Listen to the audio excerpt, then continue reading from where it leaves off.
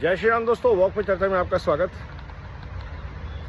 बहुत प्रसन्नता हुई है जानकर कि भारत सरकार ने फाइनली डीप स्टेट के ऊपर जॉर्ज सोरोस और भारत के जो भ्रष्ट राजनीतिक तंत्र लेड बाय गांधी फैमिली है, इसके ऊपर चर्चा करने की बात करी।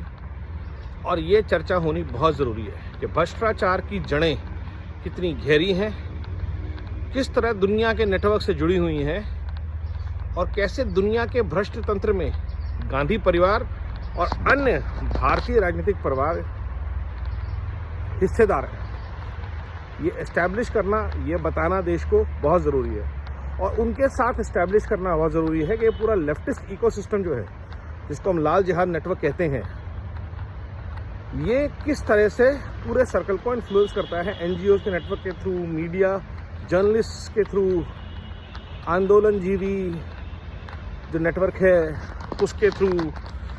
तो ये जो सारा इकोसिस्टम है, ये कैसे काम करता है, ये फाइनली देश को सरकार बताएगी तो और ज़्यादा बात लोगों की समझ में आएगी। क्योंकि भारत आज अगर 200 बिलियन ट्रिलियन डॉलर्स की इन्वेस्टमेंट की बात कर रहा है अपने इंफ्रास्ट्रक्चर में, तो ऐसा पहले क्यों नहीं हो पाया? क्यों नहीं बन पाई वंदे भारत पहले? क्यों नहीं बन पाए ऐसे एक्सप्रेसवेज पहले? क्यों नहीं बन पाए ऐसे मेगा प्रोजेक्ट्स पहले? क्योंकि पॉलिटिकल करप्शन जो थी वो अपने ग्लोबल मास्टर के साथ अलाइन थी। चाइना को बेचना चाहते थे देश। ये लाल जिहाद नेटवर्क, कॉन्ट्रैक्ट साइन हो रहे थे।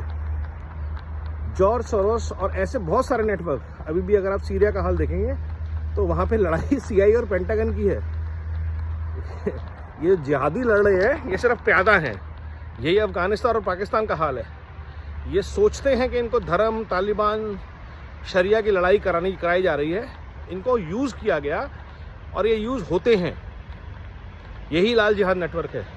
और ये फुट सोल्जर्स हैं डीप स्टेट के टू क्रिएट अनार्की। बांग्लादेश में आप देख लीजिए, पाकिस्तान में आप हाल देख लीजिए। और यही सिस्टम इंडिया में एक्टिवेट करना चाह रहे थे कानून के थ्रू, मल्टीपल एक्ट्स, वक्फ बोर्ड। और आज का नहीं है ये, CIA, KGB का जो इन्फ्लुएंस है। अगर आप मेरे कुछ पुराने वीडियो देखेंगे, और ये कई सालों से चल रहा था। इस रोड मैप में सोनिया गांधी के सत्ता में आने के बाद बहुत तेज़ी आई थी और अचानक 2014 में नरेंद्र मोदी नाम के व्यक्ति ने गेम में एंट्री करी और उसने सारे नेटवर्क को ध्वस्त करना शुरू किया। इनको समझ पहले से आ गई थी, तभी उसका विरोध कर रहे थे बहुत ज़्यादा। लेकिन 2014 के बाद देश इंटॉलरेंट हो गया, ये मैंने पहले भी बताया। असहिष्णुता बढ़ गई क्योंकि जितने भी कन्वर्जन माफिया, जितने भी करप्शन माफिया, जितने भी जिहाद माफिया चल रहे थे, इनके खिलाफ क्रैकडाउन शुरू हो गया। आज ईडी अगर 200-500 करोड़ की संपत्ति जब्त करता है, पैसे बरामद होते हैं, हमें आश्चर्य ही नहीं होता, क्योंकि हम मान चुके हैं कि इतना भ्रष्टाचार है। और सोचिए, बोफोर्स मात्र 64 करोड़ की बात हुई थी। तो इतने सालों में, 20 सालों में करप्शन 10 गुना से ज़्यादा, 100 गुना से ज़्यादा कैसे बढ़ गया? इन्हीं नेटवर्क के थ्रू बढ़ गया, क्योंकि इनको अपने ग्लोबल मास्टर्स की हाँ में हाँ मिलाने के लिए पैसे मिल रहे थे, फ्री लूट करने के लाइसेंसेस मिल रहे थे। और चाहे वो न्यूज़ चैनल रहे हों, चाहे वो टेलीकॉम कंपनीज रही हों जिनको लाइसेंस दिए गए, और चाहे वो किसी भी बिजनेस से रिलेटेड लोग हों जिनको लाइसेंसेस दिए गए ऑपरेट करने के। आज दर्द इस इकोसिस्टम को सबसे बड़ा ये है कि भारत अपने बूते पे अपना इंफ्रास्ट्रक्चर, अपनी ग्रोथ ट्रैजेक्टरी प्लान कर रहा है। आत्मनिर्भर भारत में ग्लोबल पार्टनर्स आ रहे हैं भारत की शर्तों पे,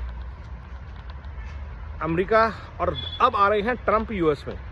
तो जितना लाल जिहाद डीप स्टेट नेटवर्क है, इनकी तो वहाँ भी धज्जियाँ उड़ेंगी और यहाँ भी धज्जियाँ उड़ेंगी। तो अब इनके सारे लोगों को ये चिंता सता रही है कि अब अगर डिबेट हुई और अब अगर खुलासे सामने आए, जैसे कल सोनिया गांधी का खुलासा सामने आया, जैसे राजीव गांधी का खुलासा सामने आया, किसको मिलने जाते हैं US? किसने बुलाया कमला हैरिस के लिए इनको? सैम पित्रोदा का काम क्या है वहाँ पे? क्यों ये ग्लोबल नेटवर्क कांग्रेस के जो अंग्रेज़ों के ज़माने से बने हुए हैं वो आज तक एक्टिव हैं? अंग्रेज़ों के टाइम पे भी कांग्रेस ने क्या रोल किया ये सबको पता है। देश को विभाजित करने में नेहरू और गांधी ने क्या रोल प्ले किया ये सब ने देखा, सुना, समझा। देश बच सकता था, आपने देश के 3 हिस्से किए। हिंदू मुसलमान का जहर जो ब्रिटिशर्स ने बोना शुरू किया, आपने उसको कन्वर्ट किया और बड़े जहर में। क्यों? ताकि कांग्रेस अपने आप को मोनोपोलाइज कर सके देश के रूलर के रूप में। एक परिवार एक पार्टी, और वो 70 साल तक देश ने झेला, और आज पूरे देश ने उनको हर जगह से उखाड़ के बाहर फेंक दिया है। एक आधा हिमाचल बचा है, वहाँ पे भी पता नहीं कब सरकार गिर जाएगी, और कर्नाटक, क्योंकि भ्रष्टाचार के लिए पैसा तो चाहिए।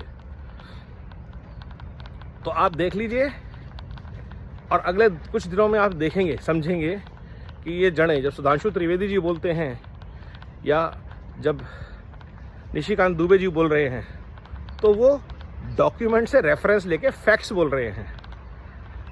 राहुल गांधी की तरह नहीं, मोदी अडानी और पैसे ले रहे हैं तेलंगाना में, पैसे ले रहे थे छत्तीसगढ़ में, पैसे ले रहे थे अपने कर्नाटक में, बंगाल में। तो ये गेम देश को समझ में आ गया है कि देश के हर भ्रष्टाचार के पीछे जो हाथ है, जो रक्त बीज है, स्रोत है, वो कांग्रेस है, वो गांधी परिवार है। और इनका नाम जो गांडोस रखा गया है, गांधी और सोरोस, वो बिल्कुल सही है। इनके पीछे पड़े रहना है, इनको छोड़ना नहीं है, जब तक कि इन लोगों को देशद्रोह के केस में जेल नहीं होती। इस वेस्ट ऑफ इंडिया को, इस यूनियन ऑफ ऑर्गन्स को, और इसके राहुल यापे जो हैं, उनको ख़त्म करने का वक्त आ गया है। वंदे मातरम, नमो भारत, जय हिंद।